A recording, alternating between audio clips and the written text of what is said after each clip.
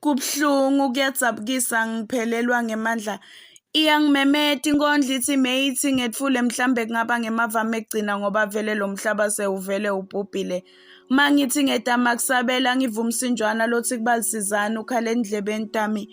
Mangithi ngibuka ngesekudla ngibona indvodza ihleli ibcadlwana ikhihla le-smartphone sisililo. Tiyehla kancane kancane kuhle kwemangeleti. Mangithi ngiyasonzela kutewuvathi ngabe le ndvodza ikhala ngani ayikhoni nekusho. Ngigijime ngiyobuta kuTesimoya kuthi ngabe le ndvodza ikhala ngani sithi Simoya mate ihambe enkondlweni.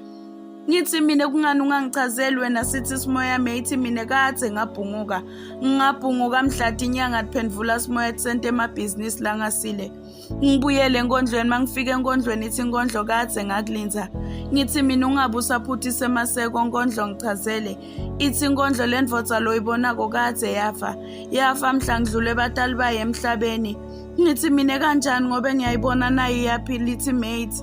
Le ndvodza ayinalo likubo. Likubo ladliwa bo anti labangasile ngoba vele lifa letiwuladliwa ngehlakaniphi.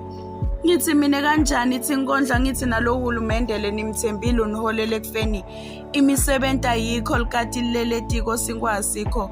Lo hulumende wanamhla sowuthengwa ngemali.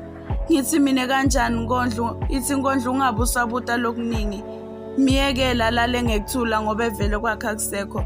Ngithi mina ulala ngekuthula kanjani?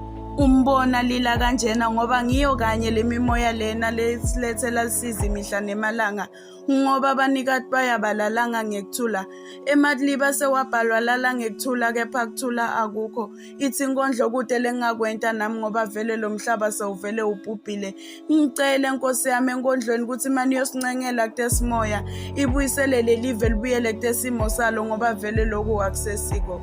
Imbongi mate.